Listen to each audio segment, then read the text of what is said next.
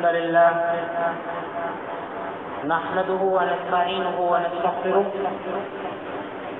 ونعوذ بالله من شرور أنفسنا ومن سيئات أعمالنا من يهده الله فلا مضل له ومن يضلل فلا هادي له وأشهد أن لا إله إلا الله وحده لا شريك له وأشهد أن محمدا عبده ورسوله أما بعد فإن خير الحديث كتاب الله وخير الهدي هدي محمد صلى الله عليه وسلم وشر الأمور محدثاتها وكل محدثة بدعة وكل بدعة ضلالة وكل ضلالة في النار. أعوذ بالله من الشيطان الرجيم. بسم الله الرحمن الرحيم. يا أيها الذين آمنوا كتب عليكم الصيام كما كتب على الذين من قبلكم لعلكم تتقون.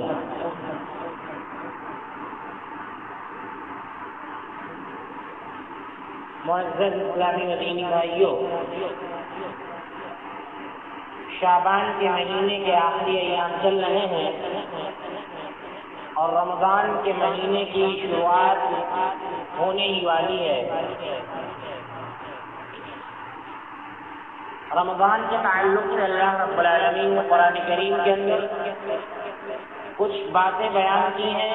رمضان کی اہمیت کے تعلق سے، شب قدر کے تعلق سے، اور اسی طرح رمضان المبارک میں قرآن کریم کے نزول کے تعلق سے.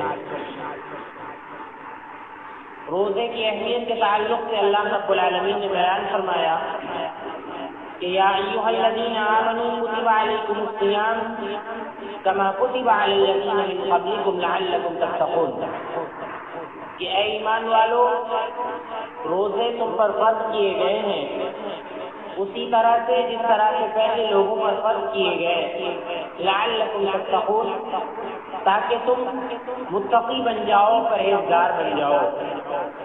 ایک تو اللہ رب العالمین نے یہاں پر روزے کی فرضیت کا ذکر کیا کہ یہ روزے فرض ہیں، اسی طرح سے جس طرح سے پچھلی قوموں کا فرض تھے. پتہ یہ چلا کہ اسلام سے پہلے کی جو قومیں تھیں، جو انبیاء کرام تھے، ان کے یہاں بھی روزہ تھا کسی نہ کسی شکل میں. تو روزے کی اہمیت کے تعلق سے اللہ رب العالمین نے یہاں پر بیان فرمایا کہ یہ روزہ تم پر فرض کیا گیا ہے لعلکم تتقون، تاکہ تم متقی بن جاؤ، پرہیزگار بن جاؤ. اس آیت سے پتہ چلا کہ روزہ رکھنا یہ متقیوں کا شیوا ہے، پرہیزگاروں کا شیوا ہے، اہل اتقاء کا شیوا ہے. ورنہ جو دنیا دار لوگ ہوتے ہیں، دنیا پرست لوگ ہوتے ہیں، ان کے لیے رمضان المبارک کا مہینہ بڑا گراں گزرتا ہے. رمضان المبارک کی عبادت اور اس میں شب بیداری کرنا، قیام اللیل کرنا، اور دن میں خالص اللہ رب العالمین کے لیے بھوکا پیاسا رہنا اور دیگر چیزوں کو چھوڑنا، یہ ایسے لوگوں پر بہت بھاری پڑ جاتا ہے جو ان کے اندر اللہ رب العالمین کا خوف نہ کے برابر ہوتا ہے. اسی لیے اللہ رب العالمین نے بیان فرمایا کہ روزہ رکھنا یہ اہل اتقاء کا شیوا ہے، متقیوں کا شیوا ہے، پرہیزگار لوگوں کا شیوا ہے، مومنوں کا شیوا ہے. ان کے لیے رمضان مبارک کی عبادت کچھ بھی بھاری نہیں پڑتی ہے.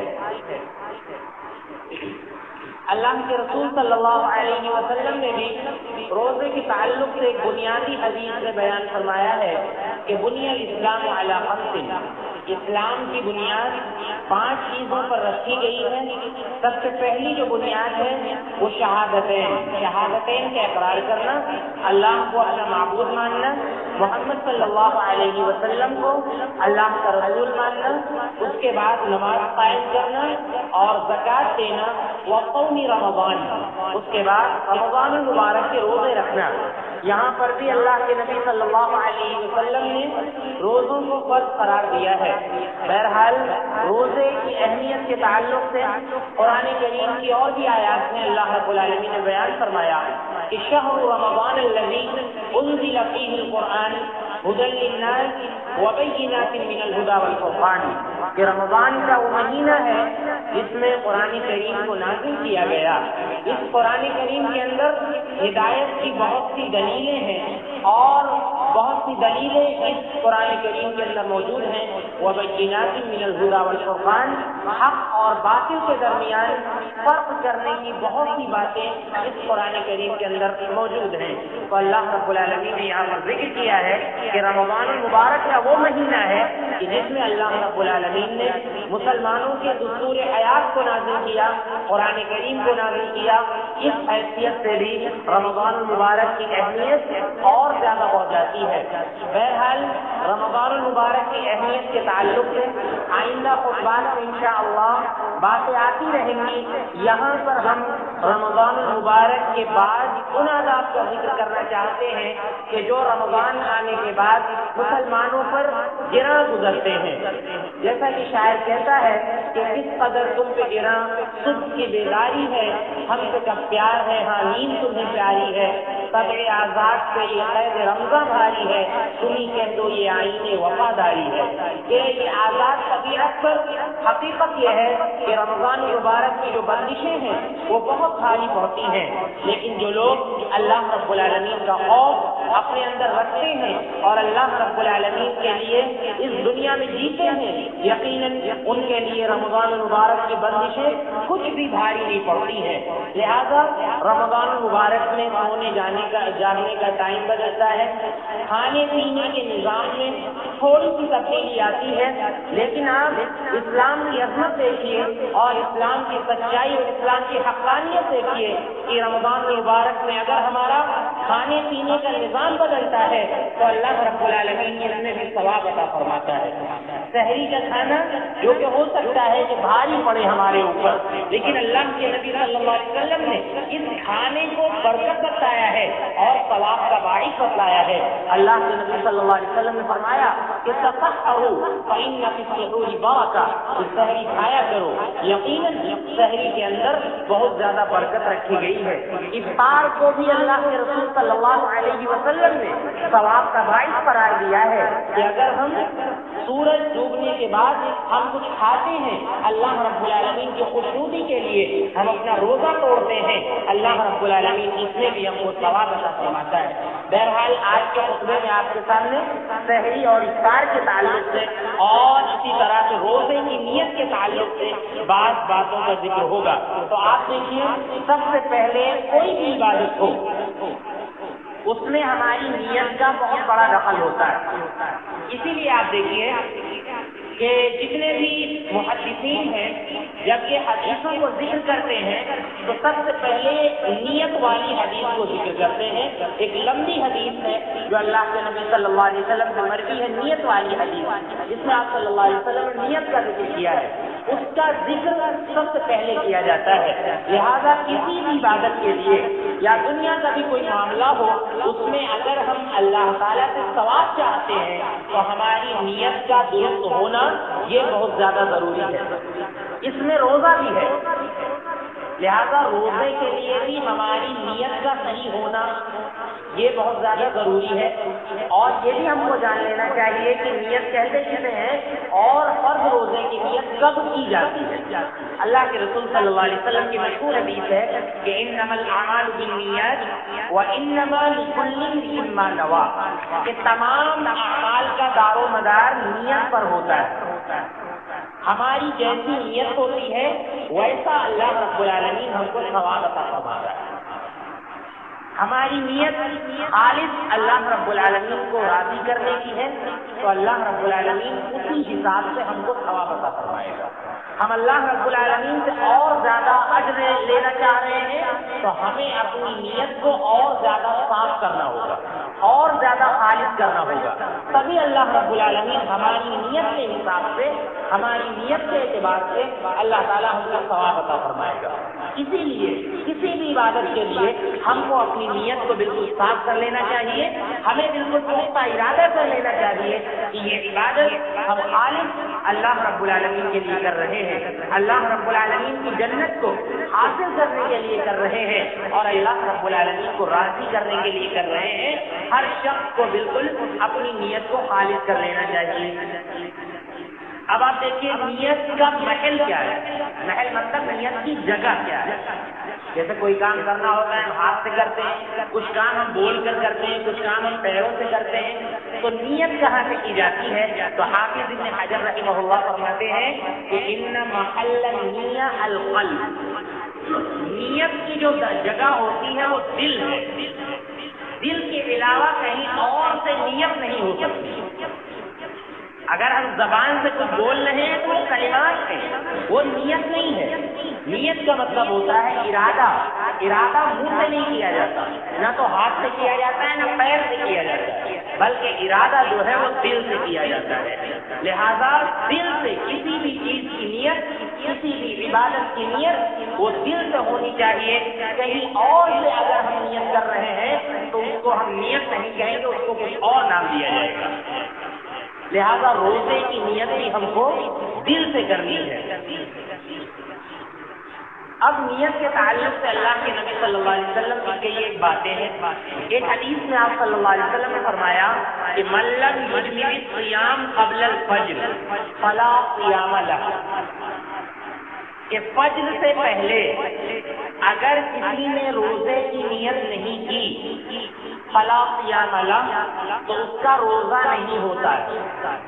یعنی فجر کا وقت شروع ہونے سے پہلے ہر حال میں ہم کو روزے کی نیت کر لینی چاہیے کہ ہم کو صبح روزے سے رہنا ہے اور اللہ کے لیے رہنا ہے. بالکل پختہ ارادہ فجر شروع ہونے سے پہلے ہو جانا چاہیے.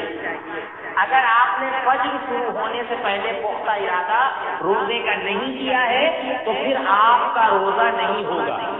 زیادہ پختہ ارادہ فجر کا وقت شروع ہونے سے پہلے ہو جانا چاہیے. اب ایک مسئلہ ہے، آپ سحری میں نہیں اٹھ پائے ہیں کسی دن تو کیا ہوگا؟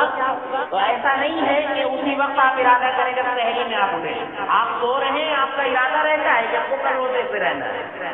جو لوگ روزے سے رہتے ہیں ان کا ارادہ رات میں سوتے وقت ہی ہو جاتا ہے کہ ہم کو کل روزے سے رہنا ہے. تو پختہ ارادہ رات میں کسی وقت ہی روزے کا ہو جانا چاہیے، اور بالکل خالص ارادہ کہ اللہ رب العالمین کے لیے ہم کو کل روزہ رکھنا ہے، یہ ارادہ بالکل ہو جانا چاہیے. اگر ہم نے فجر شروع ہونے سے پہلے پختہ ارادہ نہیں کیا ہے فرض روزے کا تو پھر ہمارا روزہ نہیں ہوگا، جیسا کہ اللہ کے نبی صلی اللہ علیہ وسلم نے اس حدیث کے اندر بیان فرمایا. یہ فرض روزے کی بات ہے. ورنہ نفلی روزے کا معاملہ یہ ہے کہ آپ نے فجر کی نماز پڑھ لی اور زوال سے پہلے پہلے ابھی آپ نے کچھ نہیں کھایا، ابھی آپ نے کچھ نہیں کھایا. اب آپ کی نیت ہے کہ لاؤ آج ہم روزہ رکھ لیں، تو آپ اس وقت سے بھی روزہ شروع کر سکتے ہیں. لیکن نفلی روزہ، فرض روزہ کی نیت فجر سے پہلے ہو جانا ضروری ہے، لیکن نفلی روزے کی نیت اگر آپ زوال سے پہلے پہلے کر لیتے ہیں تو آپ کا روزہ ہو جائے گا نفلی روزہ.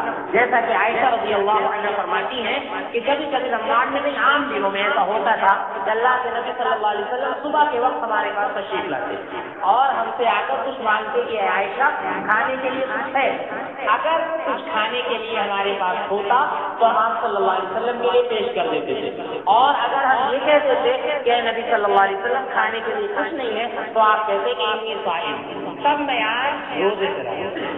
تب آپ دیکھیے اس وقت آپ صلی اللہ علیہ وسلم روزے کی نیت کی. پتہ یہ چلا کہ نفلی روزے کی نیت اس وقت کی جا سکتی ہے، لیکن فرض روزے کی نیت رات میں کسی وقت ہو جانا یہ بالکل ضروری ہے. ایک دوسری حدیث میں اللہ کے نبی صلی اللہ علیہ وسلم نے فرمایا کہ من لم یبیت الصیام فی اللیل فلا صیام لہ، کہ رات میں اگر کوئی شخص روزے کی نیت کر کے نہیں سویا ہے اور پھر فجر کی اذان ہوگی، فجر کا وقت ہو گیا، فلا صیام لہ، تو ایسے شخص کا روزہ نہیں ہوتا ہے. لہذا اس بات کو ہم کو اچھی طرح سے سمجھ لینا چاہیے.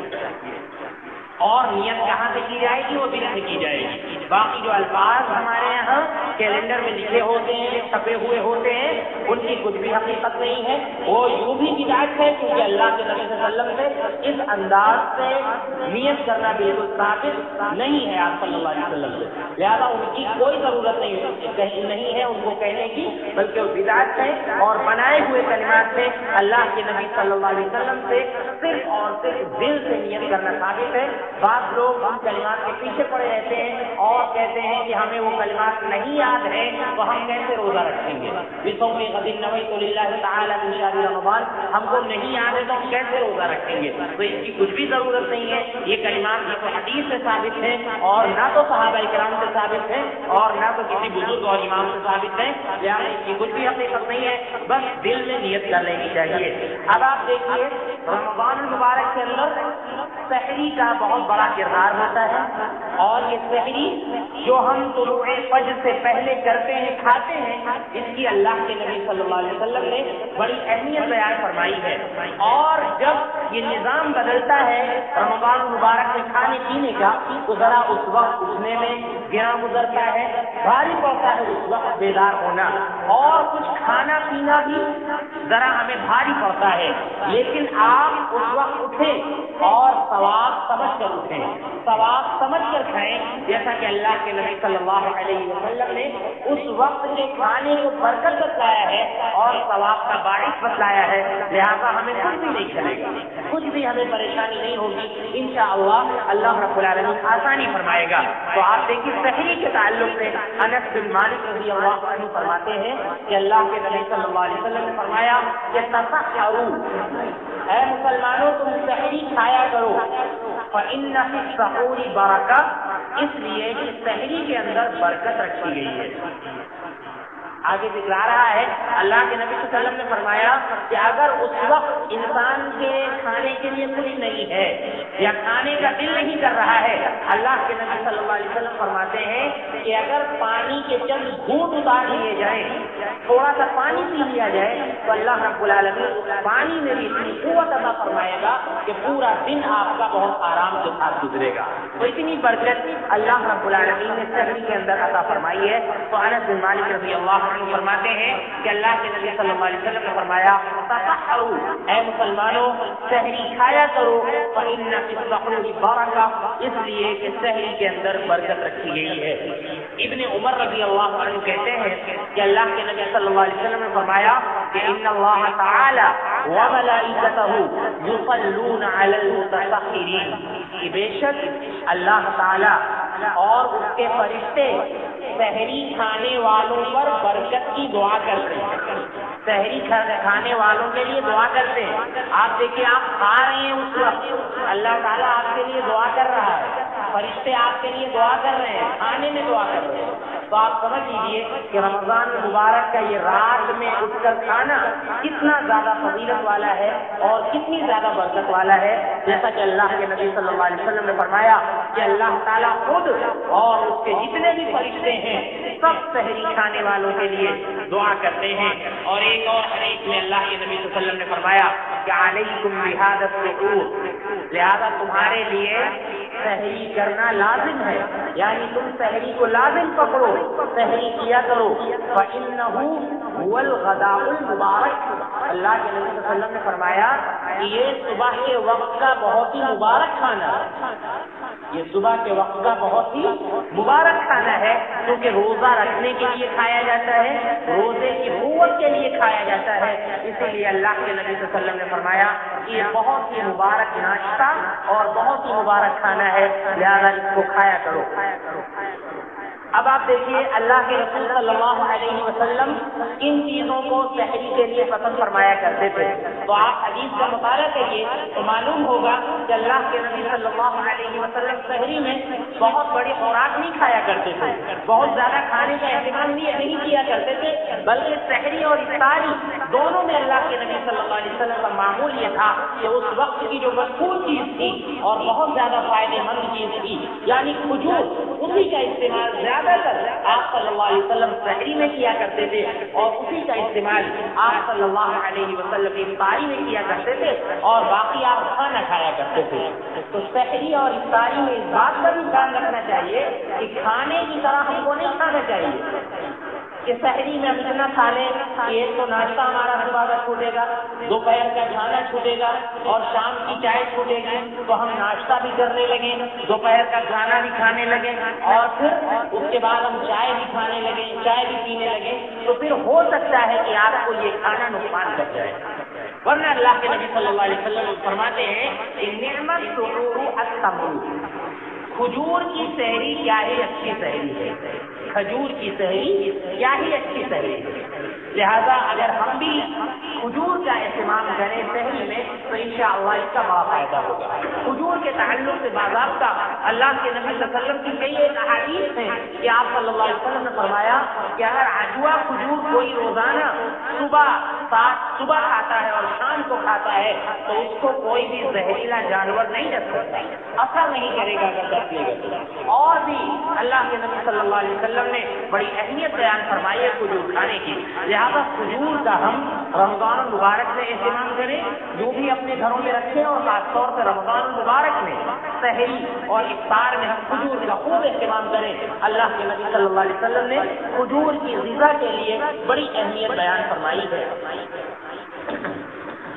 ایک حدیث میں اللہ کے نبی صلی اللہ علیہ وسلم نے فرمایا کہ السحور کلہ برکہ، کہ پوری کی پوری سحری برکت ہے، یعنی سحری میں کچھ بھی کھا لیا جائے اس میں اللہ رب العالمین برکت عطا فرمائے گا۔ چند لقمے کھا لیے جائیں، چند کھجوریں کھا لی جائیں یا کچھ اور کھا لیا جائے، اللہ رب العالمین اس میں برکت عطا فرمائے گا۔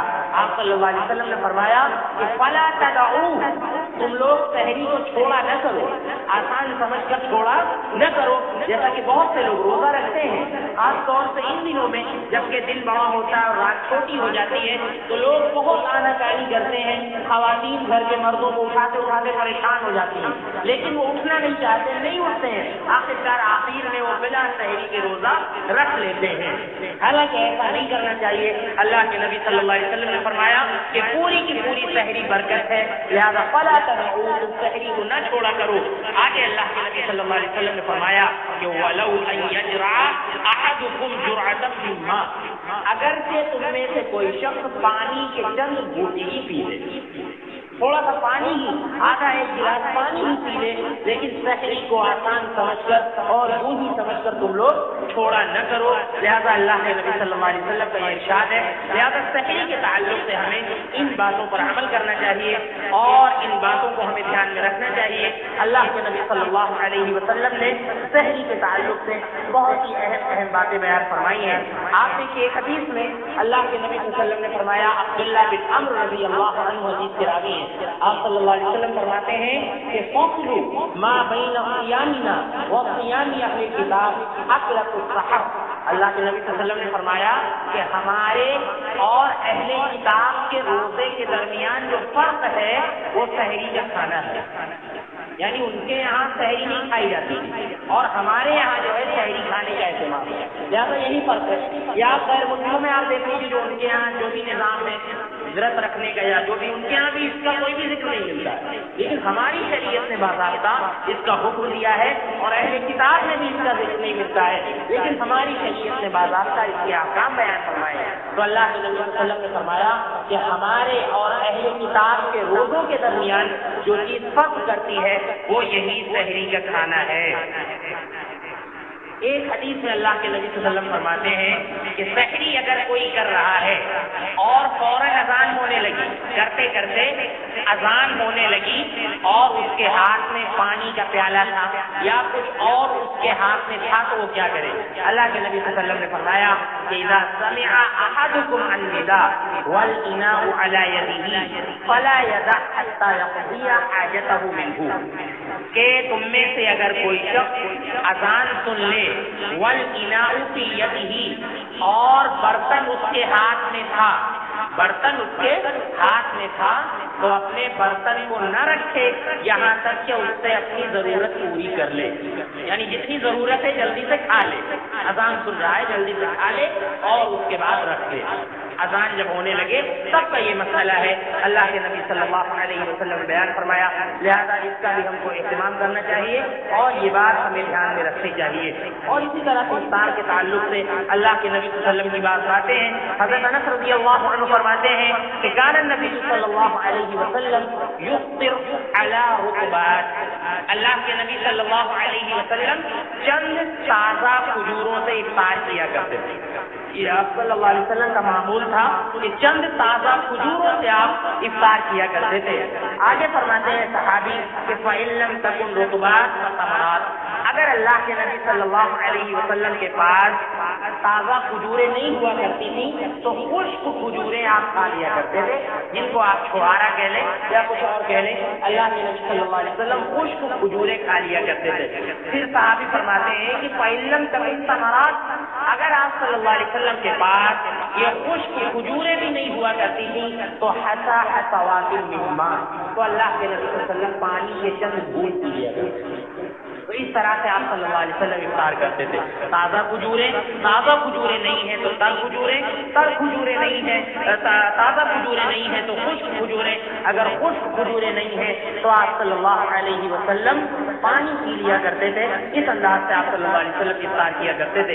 ایک حدیث میں اللہ کے نبی صلی اللہ علیہ وسلم نے فرمایا کہ ثلاث من اخلاق النبوۃ، تین عادتیں ایسی ہیں جو نبیوں کی خصلتیں، تین عادتیں ایسی ہیں جو نبیوں کی عادتیں ہیں۔ اللہ کے نبی صلی اللہ علیہ وسلم نے فرمایا کہ تعجیل الافطار، افطار میں جلدی کرنا، افطار میں جلدی کرنا، یعنی وقت کا تحقق ہو جائے کسی بھی ذریعے سے کہ وقت ہو گیا ہے، سورج ڈوب گیا ہے، مغرب کا وقت ہو گیا ہے، لہذا اب بلا وجہ کی تاخیر نہ کی جائے، بلا وجہ کی تاخیر نہ کی جائے کہ ہمارا روزہ خراب ہو جائے گا۔ بعض لوگ 5-7 منٹ نکال دیتے ہیں، سورج غروب ہونے کے بعد 5-7 منٹ نکال دیتے ہیں اور افطار نہیں کرتے ہیں۔ اللہ کے نبی صلی اللہ علیہ وسلم نے فرمایا کہ نبیوں کے اخلاق ہیں کہ وہ افطار کرنے میں جلدی کیا کرتے تھے، افطار جلدی کرنا چاہیے۔ اور آپ صلی اللہ علیہ وسلم نے فرمایا کہ نبیوں کی دوسری عادت جو ہے وہ کیا ہے؟